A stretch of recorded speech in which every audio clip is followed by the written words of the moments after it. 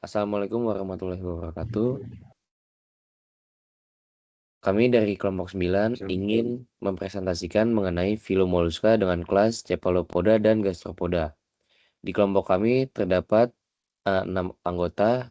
Yang pertama ada Bang Salman Joko Wibowo dengan NIM 1012230056, Bang Alvin Febrio Setiawan dengan NIM 1012230125. Kemudian ada saya sendiri, Rafansyah Alifandra dengan NIM 1012240092. Selanjutnya ada Fandi Ismail Zulkarnain dengan NIM 1012240123. Kemudian ada Reza Alfian Difaudin dengan NIM 1012240147. Dan terakhir ada Lawrence Panggiso dengan NIM 1012240099. Nah, kemudian yang pertama ada kelas next. Yang pertama ada kelas Gastropoda yang akan dijelaskan oleh rekan saya. Baik, karakteristik dari gastropoda, yaitu pertama tubuh dan struktur. Gastropoda memiliki tubuh lunak yang sering dilindungi oleh cangkang spiral dan dari kalsium karbonat. Mereka bergerak menggunakan kaki berotot di bagian bawah tubuh dan mengalami torsio, pemutaran tubuh, yakni pemutaran tubuh sebesar 180 derajat saat tahap larva, yang menyebabkan susunan organ menjadi asimetris.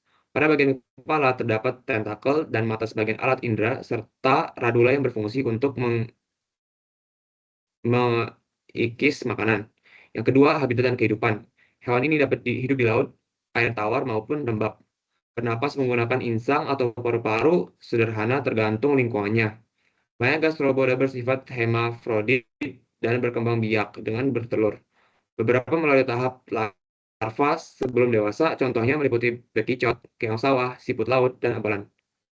Nextnya morfologinya akan dijelaskan oleh teman saya.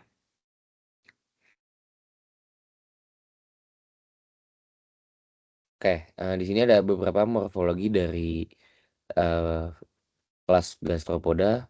Seperti yang bisa dilihat, ada beberapa tipe-tipe dari morfologinya. Ada Venus, Squatter, ada Ensis, Miu.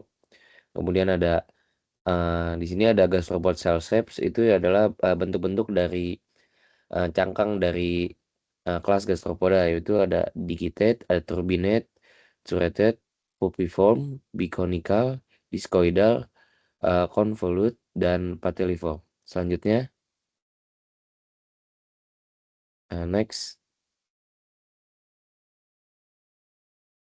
Nah, di sini uh, bisa dilihat ada beberapa kayak apex di gambar. Apex itu adalah titik paling ujung dari sebuah cangkang. Kemudian ada surtur. Surtur adalah uh, garis batas dari apex dengan body utamanya, dengan badan utamanya. Kemudian ada growth line. Growth line itu adalah garis-garis yang menonjol pada cangkang. Kemudian di situ ada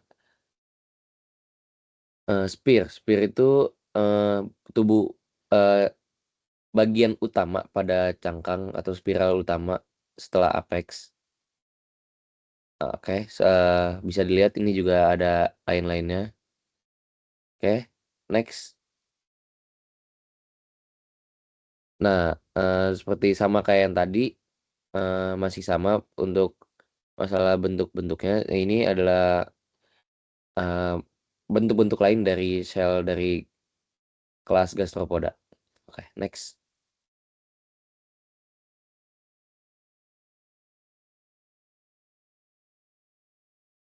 Nah, selanjutnya akan dijelaskan oleh rekan saya, Fandi Ismail.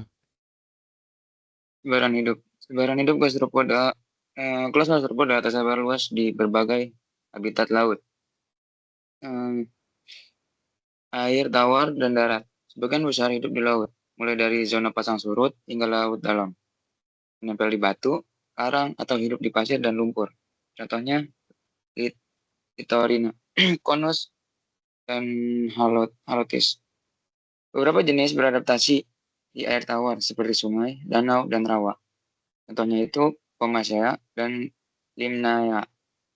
Bahkan ada yang menjadi indikator kualitas air. Selain itu, terdapat pula gastropoda darat yang bernapas dengan paru-paru sederhana dan hidup di tempat lembab seperti tanah, daun, atau bawah batu. Contohnya itu ada Achatina dan Helix. Nah, berikut adalah sebaran fosil gastropoda. Yang pertama, fosil gastropoda ditemukan sejak Kambrium hingga Risen hingga sekarang. Yang kedua, dapat ditemukan di berbagai batuan sedimen laut maupun non-laut, seperti batu gamping, batu lempung, dan batu pasir.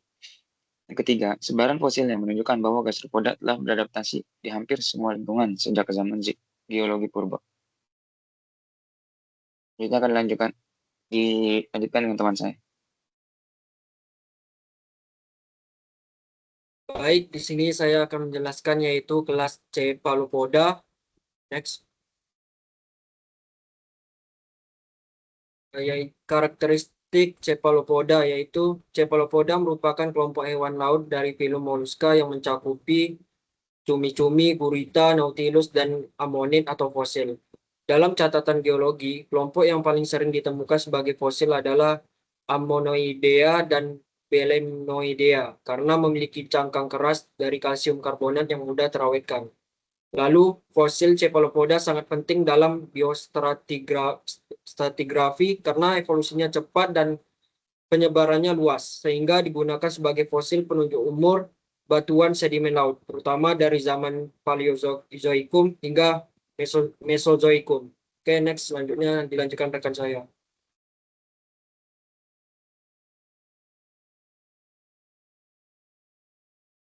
Oke, untuk morfologi Cephalopoda sebagai berikut.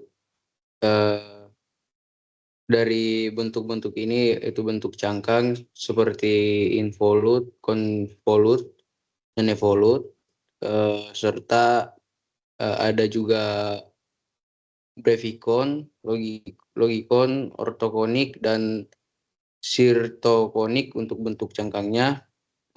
Dari gambar-gambar ini bisa disimpulkan bahwa bentuk umumnya berbentuk planispiral seperti pada ammonites atau lurus panjang yang ada pada ortokeras. Ruang-ruang next Bang.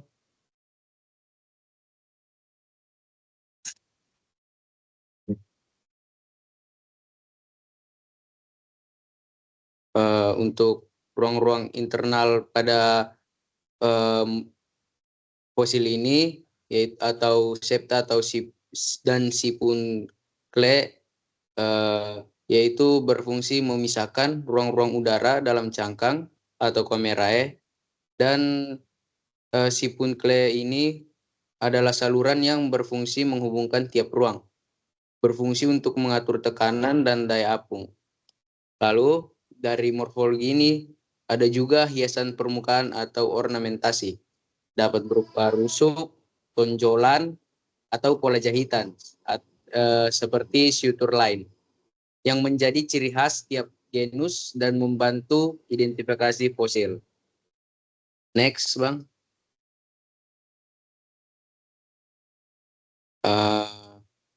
Dari morfologi juga yang sudah ada pada slide, ada juga paleokologinya, cara hidupnya, yaitu Cephalopoda ini hidup purba di zaman nektonik, artinya berenang di kolom air laut, dan merupakan predator laut yang memangsa ikan kecil dan organisme planktonik.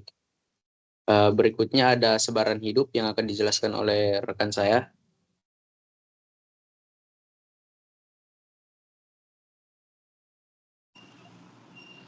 Dan untuk di sebaran hidup ya, jadi fosil Cephalopoda, dia memiliki sebaran global. Ditemukan hampir di seluruh dunia.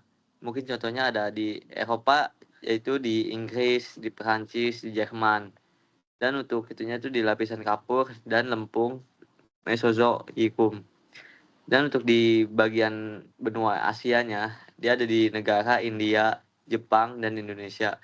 Dan untuk yang terutamanya itu ada di Sumatera, Jawa, dan Sulawesi. Di Amerika Utara, dia itu ada di formasi PRS Shell Amerika Serikat. Di Indonesia, dia ada fosil ammonites banyak ditemukan di formasi Wonosari di Yogyakarta dan formasi Paciran di daerah Jawa Timur.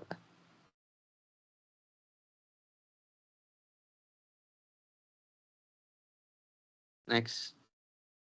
Oke, mungkin ini ada referensi yang kami gunakan untuk presentasi kami mengenai Cephalopoda dan Gastropoda. Oke, next. Terima kasih. Mungkin segitu aja yang bisa kami presentasikan. Kurang lebihnya mohon maaf. Kami tutup sampai sini. Wassalamualaikum warahmatullahi wabarakatuh.